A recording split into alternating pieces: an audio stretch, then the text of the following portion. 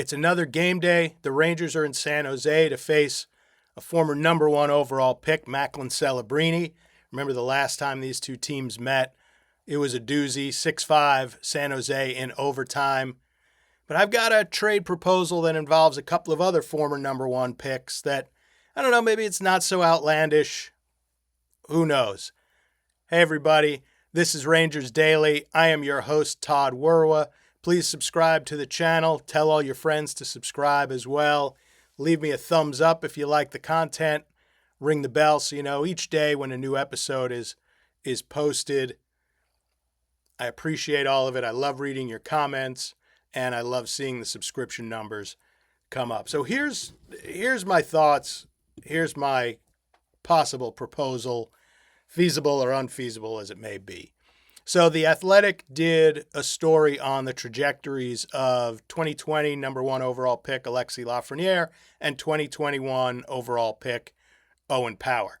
Didn't link the two, just, hey, we know Lafreniere hasn't been a generational number one overall pick, hasn't been a superstar, especially like the number one pick before him in Jack Hughes and some of the others that have come after him, like Connor Bedard and Macklin Celebrini and Matthew Schaefer. And Owen Power, who was picked after Rasmus Dahlin and was going to be another remarkable addition to this Buffalo defense corps, he hasn't really panned out all that well either. Had a good rookie season, but it hasn't then clicked. And sort of interesting comps of what each one could potentially still turn out to be, given more coaching, more time, different teammates, whatever. I found it, what their ceiling and what their floors could be. And it dawned on me, the Sabres did Dylan Cousins, JJ Peterka trade that took a couple of young players and got them in new situations and flourishing. Why couldn't the Rangers and Sabres do a trade like that? Give them Alexis Lafreniere. We'll take Owen Power, a 6'6" defenseman who doesn't really use his physicality as much as he should, but he can certainly handle the puck. The Sabres do have a pending UFA at the top line right wing spot in Alex Tuch, so they could incorporate Alexis Lafreniere into their top six. Hear me out on this. So, as we know, Lafreniere is in year 1 of 7, makes $7.45 million. Owen Power, and has no trade protection, so no move, nothing like that. Owen Power is in year 2 of a 7-year deal with an AAV of $8.35 million. He also doesn't have any trade protection until toward the end, I think the last 2 years of his deal. The top line right now for Buffalo is Josh Doan, Tage Thompson, and Alex Tuch, with Jason Zucker, Ryan McLeod, and Jack Quinn on the second line. Josh Norris is out injured right now. Their third line, though I don't think they would bring in Lafreniere and put him on the third line, is Zach Benson, Noah Ostlund, and Konsta Helenius. Helenius, who just got in the lineup. But if they don't re-sign Alex Tuch, there's a perfect spot for Alexis Lafreniere there. And they do have a young Bowen Byram, the Sabres do, and they also have Rasmus Dahlin. They've got some defensemen. Maybe it's worth taking that shot. What do you guys think? It's swapping out, it's a project, but it's someone with the future totally in front of them, something the Rangers don't have in a big defenseman that can move the puck. Like I said, he's not a big physical defenseman, but they could learn. I thought, you know what?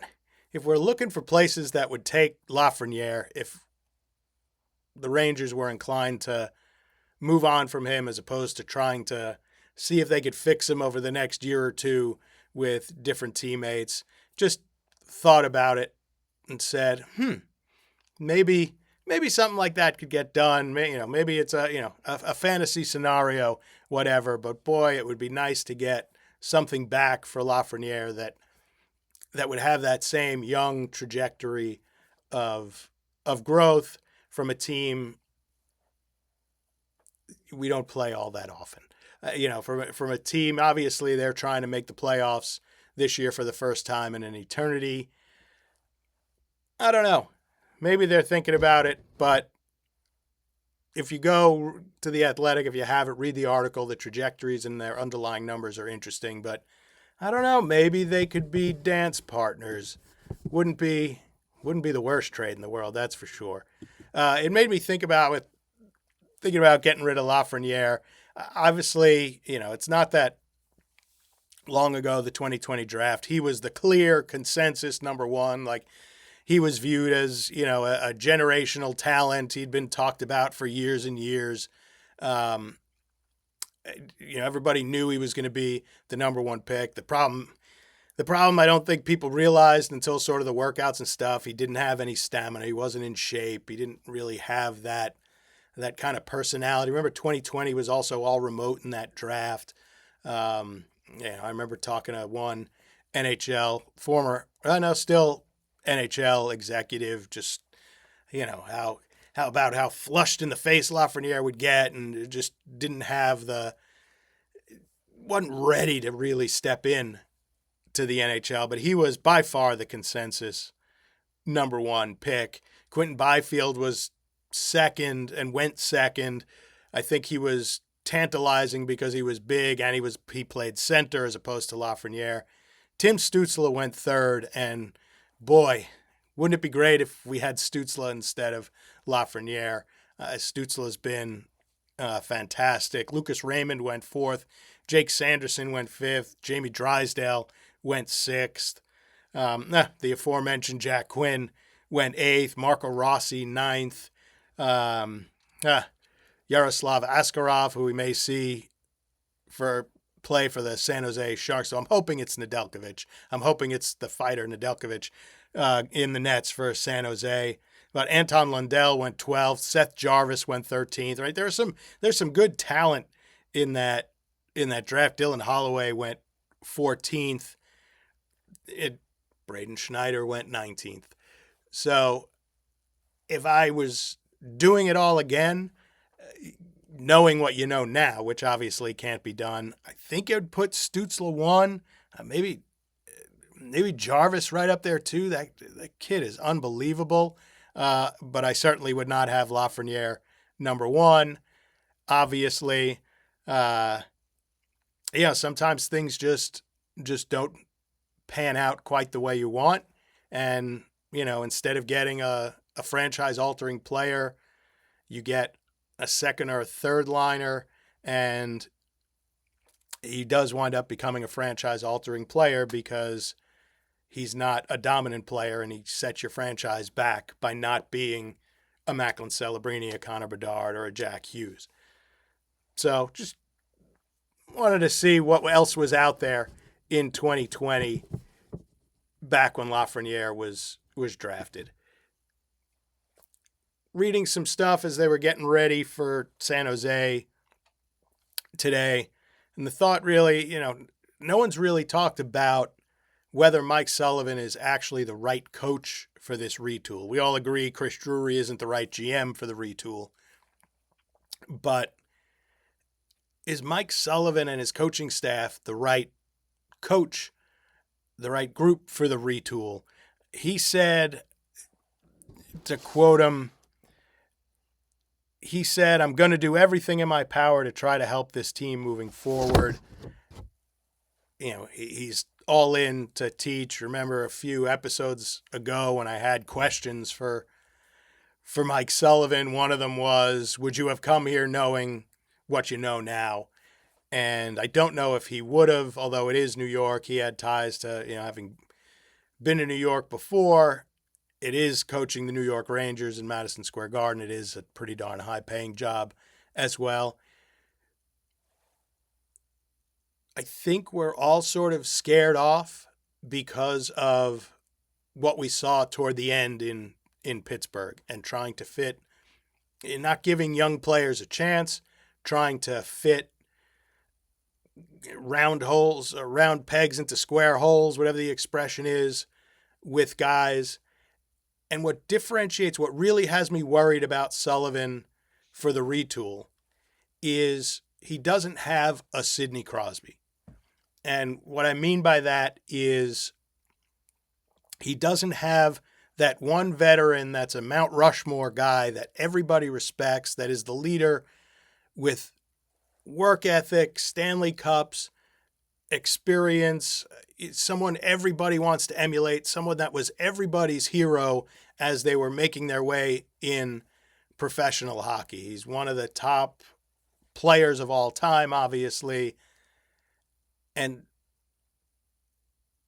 Sullivan doesn't, so at least the guys in the room when they were struggling, like they knew just if I follow what Sid does, if I can do that, he's been through this, I can make it work.